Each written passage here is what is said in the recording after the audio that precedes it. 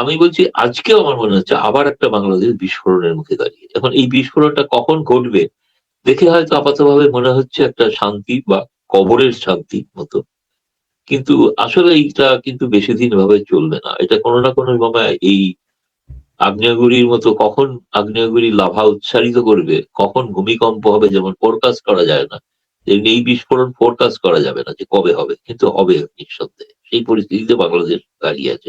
তার ফলে কিন্তু বাংলাদেশে আবার একটা, আমি বলবো, শুভ শক্তির আমরা বিজয় দেখতে পাবো। আপনার একটু কিছু পরিসংখ্যান দিলেন দুই পাশের দুই দেশের হিন্দু মুসলিম জনসংখ্যার একটা ব্যাপার। আমার একটা অভিজ্ঞতা শেয়ার করি যে সিলেট বর্ডারে সিলেটটা যখন 47-এর 2 ভাগ হয়, কুশিয়ারা নদীর ওই পাশটার লোকজন গণভোটে ভারতের পক্ষে যাওয়ার সিদ্ধান্ত দেয়, আর এই পাশটা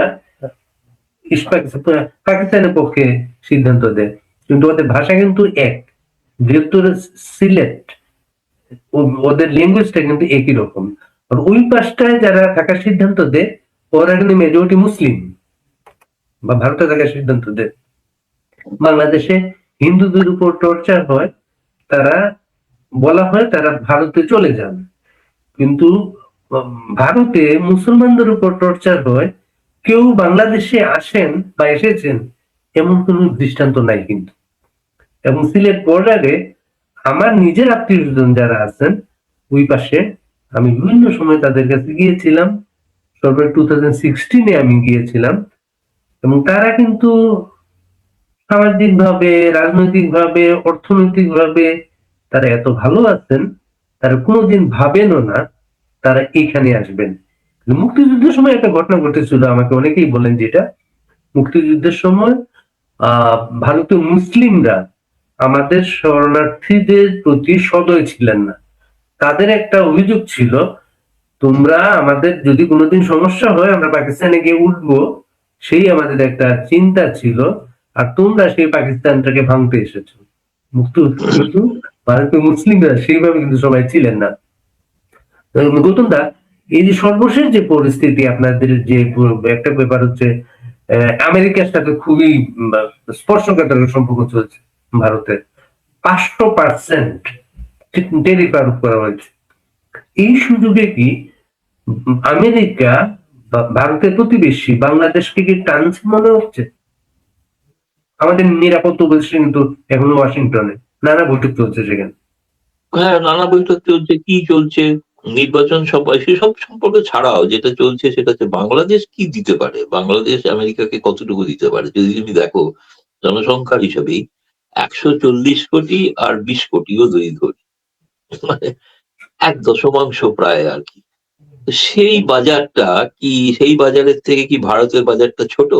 আর ভারতে হচ্ছে উন্নয়নশীল অর্থনীতি, বাংলাদেশ এখন যেটা নয়। এই মুহূর্তে মানে আমাদের বিকাশ দর ফোরকাস্ট করা হয়েছে যে 7% হতে পারে আর কি। এবং ভারতের মানুষের আয় বাড়ছে, একটা মধ্যবিত্ত এখানে। তুমি জানো যে গত মাসে একটা সংবাদ প্রকাশিত হয়েছে, যে এই কয়েকদিন আগে প্রকাশিত হয়েছে, যে ডিসেম্বরেতে সব থেকে বেশি দামি গাড়ি ভারতে বিক্রি হয়েছে। এগুলো দামি গাড়ি, ছোটখাটো গাড়ি না। তো এই কেনার ক্ষমতাটাও তো আছে তাদের, কিন্তু এর ফলে হয়তো বাতাসে দূষণ বাড়তে পারে, সেটা ভিন্ন বিষয়। কিন্তু সব থেকে বেশি গাড়ি বিক্রি হয়েছে রেকর্ড পরিমাণ। এইরকম একটা অর্থনীতিকে ট্রাম্প আমেরিকা ছেড়ে দেবে, এটা আমার কিন্তু আমেরিকার যেটা বাণিজ্য চুক্তি নিয়ে জটিলতা থেকেই সব জটিলতা। বাণিজ্য চুক্তির যে জটিলতা, সেটা মূল কারণ হচ্ছে যে আমেরিকা যেসব পণ্য ভারতে বিক্রি করতে চান সেটা ভারত নিতে চায় না। ভারতের পক্ষে সেটা ভারতের নিজস্ব যে যারা উৎপাদক আছে তাদের ক্ষতি হয়ে যাবে, বিশেষত কৃষি পণ্য এবং দুগ্ধজাত পণ্য। দুটোতেই ভারতে তো হোয়াইট রেভলিউশন হয়ে দুগ্ধের তো ভারত শ্বেত বিপ্লব বলা হয়ে থাকে। এই দুটি জায়গায় ভারত কম্প্রোমাইজ করতে রাজি নয়। ভারত প্রতিরক্ষা সংক্রান্ত চুক্তি করতে পারে, ভারত সেগুলো কিনতে পারে, কিন্তু কৃষি ক্ষেত্রে যেটা, এবং তাদের দেশের আমেরিকার কৃষকরা কিন্তু এই মুহূর্তে খুবই শোচনীয় একটা ডিস্ট্রেস অবস্থায় আছে। সেজন্য ট্রাম্প ও মরিয়া যে কি করে তাদের তাদের কাছে একটা, তাদের সেখানকার যেটা হয় ভারতবর্ষের কৃষকদের ক্ষেত্রে যে ভর্তুকি বা অনুদান দেওয়া হয়ে থাকে সেটা দেশের জন্য ট্রাম্প চাপ দেয়, যে এগুলো দেওয়া বন্ধ করতে হবে, কিন্তু সেটা ভারতের পক্ষে সম্ভব না। বিরোধ তো এখান থেকে শুরু আর কি। আসল শুরুটা হচ্ছে আর্থিক বিষয়, রাজনৈতিক বিষয় কম। ট্রাম্প একজন ব্যবসায়ী মানুষ, যিনি ব্যবসা বোঝেন। এবং যাই হোক, সৌভাগ্যক্রমে ভারতের নরেন্দ্র মোদীও গুজরাট থেকে আসা, তিনিও ব্যবসা। ফলে যখন এই দুই ব্যবসায়ীর মানসিকতার মধ্যে দুজনেই দুজনের স্বার্থ রক্ষা করার চেষ্টা করার ক্ষেত্রেই দ্বন্দ্বটা বেঁধেছে। 500, আচ্ছা ধরা যাক 500% ট্যারিফ হলো, মানে যেটা অ্যাকচুয়ালি যেটা আমেরিকান কংগ্রেসে পাস হতে হবে। ওর প্রেসিডেন্ট অনুমোদন করেছেন, আমি জানি না পাস হয়েছে কিনা, খবর পাইনি এখন। হতে পারে হয়তো, কিন্তু হবে কিনা এখনো শিওর নয়। যদি ধরা যায় যে 500% ট্যারিফ, একটা যে পণ্যটা বাংলাদেশ, ভারত বা আমেরিকাতে $1 পাওয়া যেত ভারতের পণ্য, তাহলে $500 কিনতে হবে, তাই না? সেই শুল্কটা তো আমেরিকা আদায় করবে, 500% শুল্কটা, 1%টা 500% হলো। আমেরিকার জনগণ যে কিভাবে লাভবান হবে? আচ্ছা শুনলাম তার ফলে হচ্ছে কি, অন্য জায়গার হয়তো জিনিস, বিকল্প জিনিস হয়তো কিনতে পারে আমেরিকা সেখানে। কিন্তু অনেকের একটা ব্যাপার আছে না, অনেক কিছু, যেমন ভারতের পেঁয়াজ আর তোমার তুরস্কের পেঁয়াজের মধ্যে স্বাদে পার্থক্য আছে না? ফলে ভারতের পেঁয়াজে, ভারতেরই তো গরুটা চাই, সেই জন্য গরুর জন্যই তো এত সীমান্তে সংঘর্ষ, এত সীমান্তে বিবাদ, সেটা হচ্ছে গরুর পাচারের জন্য। তো ভারতের গরু ছাড়া তো অস্ট্রেলিয়ার গরু ছিল, তাই না? তো অস্ট্রেলিয়ার গরু খেলেই তো চায়, তাতে নয়, কিন্তু ভারতের গরুটা খেতে মিষ্টি, খেতে ভালো, সহজ পাচ্য। তো সেইটার কতগুলো বিষয় আছে, কতগুলো ব্র্যান্ড সচেতন মানুষ থাকে না। আমি যেমন একটা নির্দিষ্ট ব্র্যান্ডের জিনিস কিনতে আগ্রহী, আমি অন্য সে চট করে অন্য একটা জায়গা কিনবো না। এটা মানুষের স্বাভাবিক পরিণতি। ফলে এগুলো চাপ দিয়ে হয়তো ক্ষতিগ্রস্ত করার একটা চেষ্টা চলছে না যে তা নয়, চেষ্টা হচ্ছে।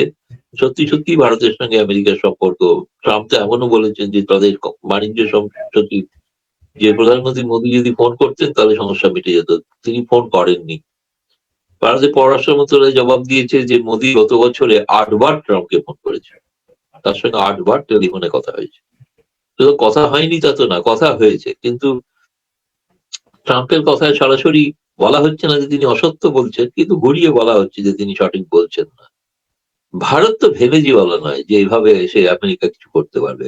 ভারত বাংলাদেশও নয়, বাংলাদেশের দরকার হলে ইউনুসকে উঠিয়ে নিয়ে যেতে পারে আমেরিকা। কিন্তু ভারত থেকে প্রধানমন্ত্রীকে ওঠানো সম্ভব নয়, সেটা সম্ভবই নয় কোনোভাবে। তো এখন এই ধরনের অবস্থায় তার সুযোগ বাংলাদেশ কি পাবে? বাংলাদেশ একটা তো নড়বড়ে অর্থনীতি, সে তাকে এখন ঋণই দিতে চায় না, আমি জানি না। যাই হোক, তো খুব ইন্টারেস্টিং। এবং তো আমি দেখলাম যে তিনি আর্থিক ইয়ের জন্য নাকি, যেটা প্রেস সচিব ঘোষণা করেছেন, যে ইউনুস নাকি নির্বাচনের পরে পরে কোথাও একটা সফরে যাচ্ছেন, আবার জাপান না কোথায় সফরে যাচ্ছেন। জাপানে জাপান সফর কি হিসাবে, কি ক্যাপাসিটি যাচ্ছে নির্বাচনের পরে সেটা জানি, কি প্রাক্তন উপদেষ্টা হিসেবে?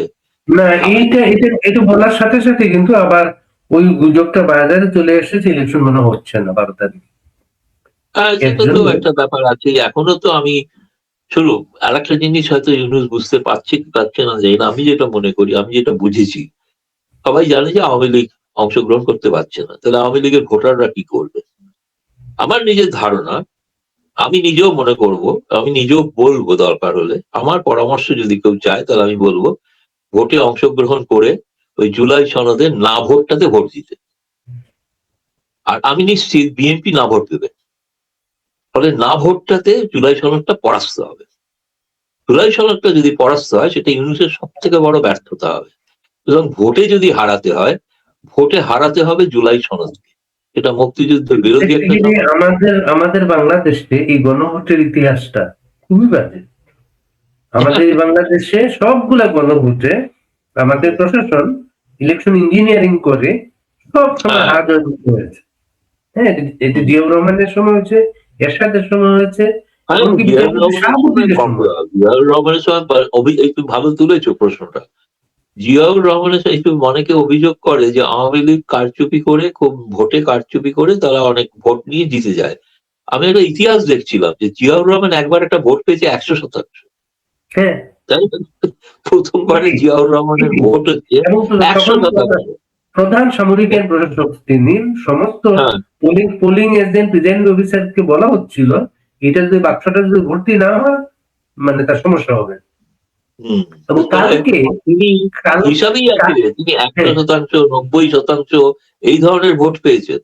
তারপরে ভোটটা ধীরে ধীরে যখন স্বাভাবিক ভোট হতে শুরু করলো, তখন বিএনপি ভোট নেমে এলো 40%, তার হ্যাঁ। থেকে নামতে শুরু করলো, নামতে নামতে গতকাল প্রায় 30 গতকালকে গোপালগঞ্জের একজন ভদ্রলোক আমেরিকায় থাকেন, এখন আবৃত্তি করেন, উনি একটা তথ্য দিলেন, ওই গণভোটে বাংলাদেশে একটা মাত্র জেলায় না জয়যুক্ত হয়েছিল, সেটা হচ্ছে গোপালগঞ্জ।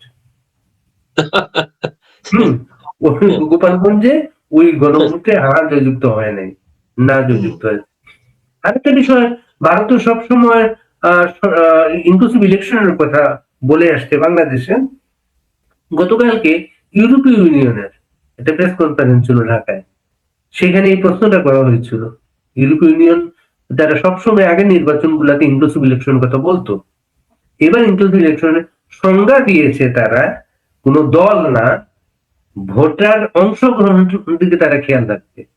মানে তারা আবার দিয়েছে আমেরিকা আওয়ামী লীগ ছাড়া ইলেকশন হচ্ছে, এটা তাকে সমস্যা দেখে না। এবং প্রেস সচিব এটাকে কোর্ট করে তিনি মিডিয়াকে বলেছেন ইউরোপীয় ইউনিয়ন আওয়ামী লীগ ছাড়া ইলেকশনে অনুমোদন দিয়েছে। আমি জানি না অনুমোদন দিয়ে, একটা সময় আমেরিকা বা ইউরোপ এরা মনে করতো, আমেরিকা বিশেষ করে মনে করতো জামায়াত ছাড়া নির্বাচনটা হওয়া অনুচিত আর কি, তারা ইনক্লুসিভ মনে করতো না। আজকে সেই তারা যদি এখন আওয়ামী লীগ ছাড়া নির্বাচনটাকে স্বাভাবিক মনে করে, এটা তো হাস্যকর না, তাদের চরিত্র আরো প্রকাশিত হয়।